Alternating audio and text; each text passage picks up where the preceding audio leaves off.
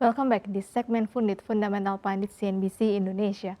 Untuk di sore hari ini kita akan membahas salah satu emiten di sektor perkebunan sawit, PT John Lee Agro Raya Tbk atau dengan kode emiten JARR, JAR yang telah listing di Bursa Efek Indonesia sejak Agustus 2022 dengan harga IPO di saat itu adalah sebesar Rp300 per lembar saham. Nah, sebelum membahasnya lebih lanjut, kita cek dulu nih pada perdagangan hari ini JAR masih berjalan di harga berapa.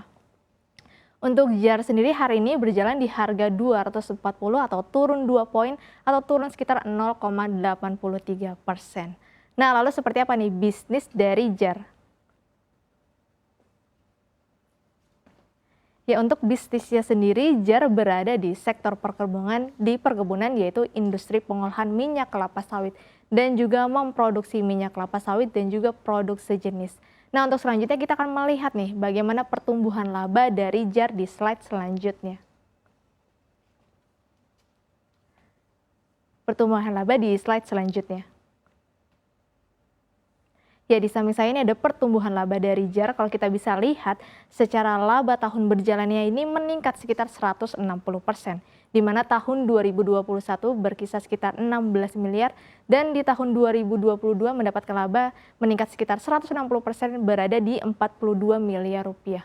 Nah, peningkatan laba ini juga karena terjadinya peningkatan pendapatan nih. Kita bisa lihat secara pendapatan meningkat dari yang sebelumnya hanya 620 miliar saja, lalu meningkat menjadi 4,7 triliun rupiah. Namun secara net profit margin-nya ini untuk JAR sendiri masih kecil dikarenakan masih tingginya beban-beban usaha. Nah, kita bisa mengintip nih apa saja sih pendapatan dari JAR. Nah, untuk pendapatannya dari JAR yang meningkat sekitar 650% itu berasal dari untuk tanda buah segar ya, kemudian juga ada bahan bakar nabati atau biodiesel yang meningkat menjadi 117 miliar dan juga 50 miliar. Yang menyebabkan di tahun 2022 ini pendapatan dari JAR sendiri meningkat. Nah, kita juga bisa melihat bagaimana rasio keuangan dari JAR. Ya, untuk secara book value-nya sendiri JAR berada di harga 144. Sedangkan tadi harga sahamnya di hari ini masih berjalan di sekitar Rp240 per lembar saham. Yang memang menandakan bahwa JAR ini masih over value ya, atau kita bisa lihat secara PBV-nya sudah di atas 1 di 1,68 sehingga menandakan bahwa harga saham JAR saat ini masih mahal. Lalu kita bisa melihat secara gross profit margin-nya ini cukup kecil yaitu hanya di 3,56%. Yang menandakan bahwa margin atau keuntungan dari pendapatan dengan beban pokoknya ini hanya sekitar 3,56% saja nih. Nah, dalam menghasilkan laba bersih juga atau net profit marginnya ini juga kecil di 0,89% saja, bahkan tidak menyentuh 1%. Yang menandakan dalam kemampuan menghasilkan laba bersih ini masih kurang efisien. Nah, ini masih menjadi PR perseroan agar bisa meningkatkan pendapatan dan mengurangi beban-beban serta memperlebar margin agar bisa mendapatkan laba yang maksimal. Lalu untuk secara return on equity atau ROE-nya sendiri berada di angka yang juga cukup kecil di 3,61% saja. Yang menandakan bahwa dalam pengelolaan modal terhadap laba bersihnya ini masih kurang efisien untuk JAR sendiri.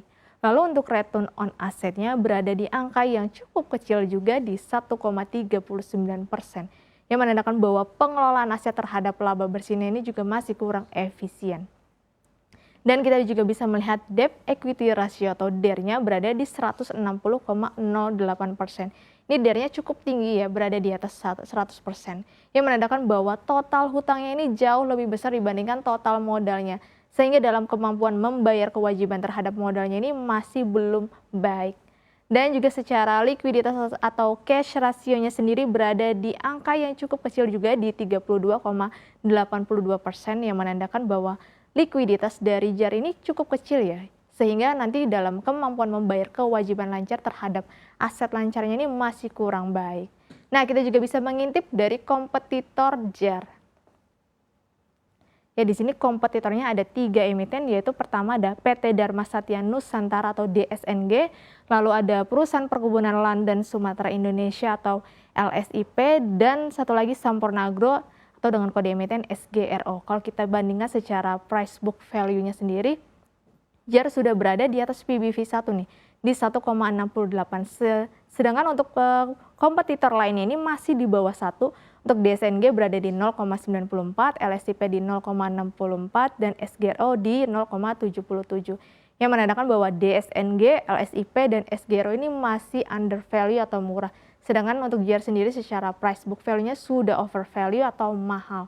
Nah, kita juga bisa menghitung secara sektoral atau price earning ratio, di mana untuk di sektor perkebunan ini bisa terbilang murah jika di bawah per 20. Nah, untuk JER sendiri ini pernya sudah berada di 46,45, yang menandakan secara atau price earning ratio ini juga JER sudah over value ya. Sedangkan untuk 3 emiten lainnya, untuk DSNG berada di 6,24, LSIP di 6,71, dan SGRO di 3,74, yang menandakan bahwa secara sektoral ketiga emiten lainnya ini masih under value.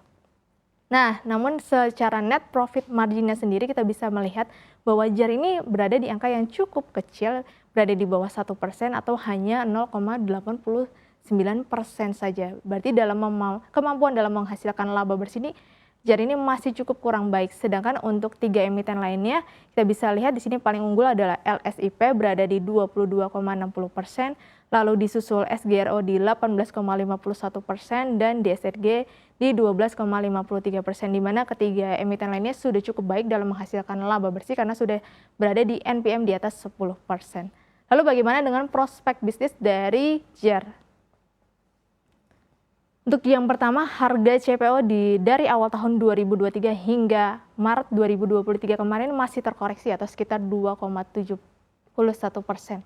Nah, penurunan harga CPO ini didasari oleh kekhawatiran nanti The Fed akan masih menaikkan suku bunga di kondisi ekonomi yang tidak menentu ini, dan juga kemarin ada kejatuhan dari perbankan US dan juga Eropa yang menyebabkan kekhawatiran akan menurunnya permintaan CPO di tahun 2023. Lalu untuk permintaan yang turun, jadi impor dari India kemarin per Februari 2023 ini menurun sekitar 30%. Nah, penurunan ini diakibatkan juga menurunnya permintaan CPO secara global, dan kita ketahui India ini adalah importer terbesar untuk komoditas CPO ya. Dan juga beberapa pembeli ini justru beralih dari minyak kelapa sawit beralih ke minyak biji matahari dan juga kedelai. Nah, ini yang menyebabkan kenapa harga CPO masih terus melandai. Dan yang terakhir, beberapa pakar justru menyarankan untuk tidak berinvestasi di komoditas CPO. Dikarenakan tadi penurunan permintaan atau melandainya permintaan dan menyebabkan harga CPO secara global ini menurun, sehingga prospek bisnis CPO di tahun 2023 ini belum cukup menarik. Nah, lalu kira-kira untuk JER sendiri masih layak koleksi atau tidak? Ya, kita bisa melihat secara laba memang bertumbuh sekitar 160%, namun sayang dalam menghasilkan laba bersih atau net profit marginnya berada di 0,89% saja.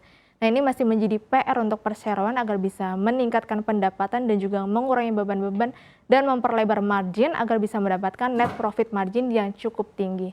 Dan kita juga bisa melihat secara valuasi JER masih terbilang over value, sehingga masih cukup kurang menarik, dan kita juga bisa melihat prospek bisnis dari CPO di tahun 2023 ini masih kurang bergairah diakibatkan menurunnya permintaan dan juga masih menurunnya harga CPO secara global.